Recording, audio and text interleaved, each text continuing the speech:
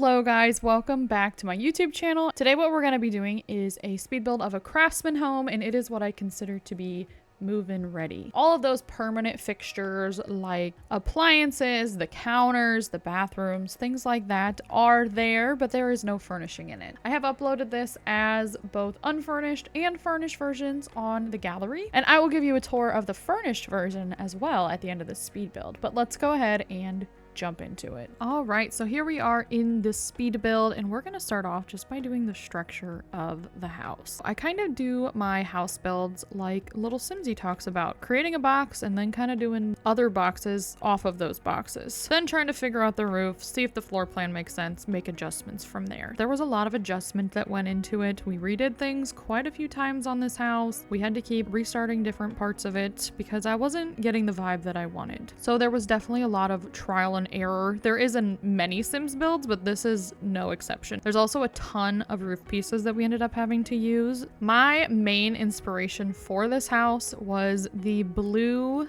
columns that come in Growing Together. Growing Together is a pretty new pack for me. I just recently got it and I had never built with those before, and I loved the color of those blue columns. Little did I know that pretty much nothing else actually came in that color, which pretty typical for Sims, but I wanted to do a blue house with those blue columns and white windows everywhere. That did not work out how we wanted. Then I thought I'd do a white house with the blue windows, and that didn't exist either. So we end up with a very white house. There are some blue accents, there are some gray accents, but it's a very white house, which was not my intention. I wanted it to be colorful and pretty, but we didn't end up getting there. So here you can see I'm still trying to figure out the roofing.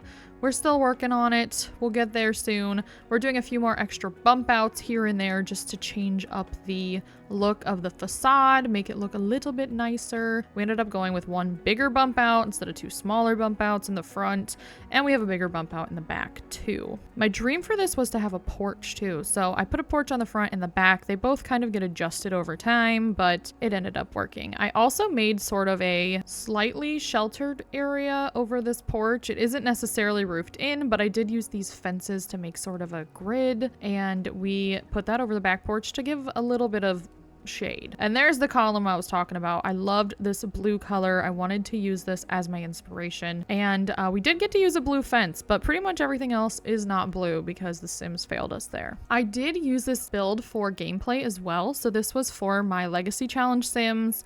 It was rags to riches style, and we had 40,000 simoleons saved up. So for that reason, this did end up being just a move-in ready speed build. I did not furnish it because at the time I didn't have any money. I am using a 40,000 simoleon budget right now because that was all that we had available to us at that time. That's what we're rolling with there. I was able to also use the blue spandrels, which I was excited about.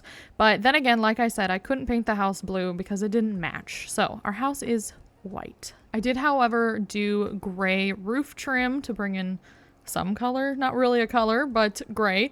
And we did do the stone around the foundation as well. And we were able to do a blue gate, blue fence in the side yard. So we do have that blue, but I wanted more. I wanted more blue, and not enough things came with it. We do also do gray columns around the corners of the build. That always adds a nice little touch. We'll get to that in a minute. That definitely helps the build look a little bit more finished. We also were able to use blue doors, which I was glad of. But when it came to windows, they didn't have blue windows. They just had white windows with the blue metal in them. So that's what we ended up having to use. I wasn't the biggest fan of this selection of windows, but they were the only things that were the right color. So that's what we ended up going with. I guess I could have just went, totally opposite and just done like black windows or just plain white windows, but I did like the touches of blue. I did like the little tiny rectangle ones that I put on all of the eaves. Those are really cute. And this big one with the panels below it, I didn't end up keeping. I did end up getting rid of those because they didn't fit into my floor plan. So windows I put on are generally temporary except for the front. As far as where windows are on the side and the back, I kind of move around once I get into floor planning. The front I try to keep pretty similar just to, make sure the front of the house looks presentable. Here I was doing anything I could to try and add more blue into this house. But as you can see, none of the blues I'm pulling out are the same blue. I'm someone who really struggles with building on a budget, so columns were probably not the most budget friendly thing for me to use. I should have saved money and been able to furnish with my Sims a little more, but I can't be stopped. I want my house to look pretty, especially the exterior, because when you buy a house in real life, it's not like, you know, you're gonna add to the exterior of it after you've moved in. So I kind of like to play a little bit more realistic as well. We do end up doing white hardwood floors on the patios and also really all throughout the house besides the kitchen and the bathrooms. But I liked this white wood. It kept it really nice and bright and open. The floor plan goes through a few different iterations. We have some moving windows as well. The floor plan was a little bit of a hassle, but you know, we ended up getting to a place I liked in the end. This does end up having 5 bedrooms. There's 4 bedrooms and a bathroom upstairs, and downstairs there's a primary bedroom and a bathroom and a half bath as well. It is a really good family home, and really for how many Sims can live here, it's not that expensive. It ends up being $80,000 once I'm finished furnishing it. I did end up furnishing it throughout gameplay, so I will show you what that looks like at the end of the speed build. I did go ahead and change this room here. I wasn't sure what my vibe was for it, but I ended up turning it into the dining room. So I had to make it a little bit bigger in order to, you know, be able to fit a dining table in it. I did go for more of a closed off vibe for this house, kind of an older floor plan style, but I really liked how it turned out. The only complaint I ended up with is that the kitchen is really far away from the dining room. Sims don't like to use the dining room as is, but when you put it this far from the kitchen, they especially don't ever use it. So that was a little bit annoying. Here's where I'm talking about moving windows around to better fit the floor plan. It happens. Sometimes you gotta move them once you get them in there. This corner here is where I actually made the kitchen. I ended up putting that same spandrel we used outside and the same columns from outside to kind of make a custom archway into the kitchen. And the kitchen might be my favorite part of this house. I really love how it ended up turning out in the furnished version. I also wanted to use this archway. I was really hoping they had a blue swatch, but of course they didn't. So we just did the white. I also have rugs out in places just to kind of give me a vibe of how big that area is. The square rug in the dining room tells me that it can fit a 4-seater dining table. The bigger rug in the living room tells me that there can be a couch there and a love seat. So just kind of to get a vibe of how big those rooms are. Sometimes it's hard to tell how big a room is in The Sims until you actually put something in it. I also always do my double bed test to see how big my bedrooms are. Most of these bedrooms not fit in a double bed, except for the master bedroom downstairs. This is when I started to landscape the outside, and we did change it to a different season because all of our trees and landscaping were dead, so it was looking a little bit sad. Here we are now. Now it's all nice and green and pretty. So we're just adding some trees in that kind of match the environment, and then we are also going to add the treehouse item as well. So in the unfurnished version, the treehouse is not completed. In the furnished version, it is completed. And now we're getting started on our terrain paint. I wanted to do kind of a curvy path. In the backyard, I kind of made it a little bit thicker in certain areas to sort of accommodate for some sort of patio. But this is what we kind of ended up with in here. Even in the furnished version, I never finished the patio. It rains a lot here, I feel like, so I never got around to it. We're doing some more detailing with terrain paint now, just going through adding some dirt around the paths to make them fit in a little bit better. And then I found these flowers that are this navy blue.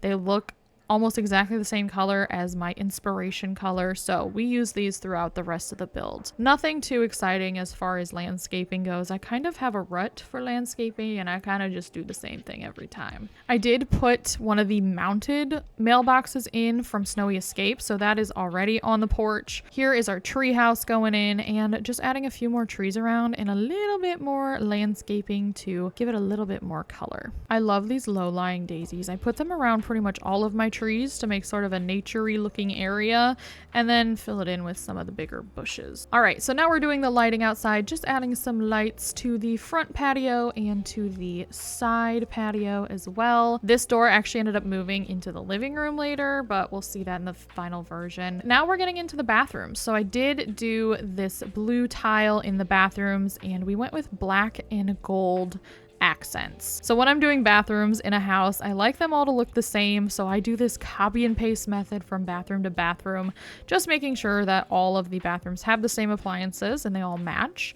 But I really liked this golden black set that we ended up going with. And then we just kept a basic toilet. But that is what we ended up going with in there. Again, I'm calling this move-in ready because it has your basics, right? You're not gonna move into a house generally that has no bathrooms, no kitchen, no nothing. Then in the kitchen, we did do a blue kitchen. Okay, I wanted my blue somewhere. So these are actually the cottage living counters, and I didn't like how rustic the cottage living cabinets looked.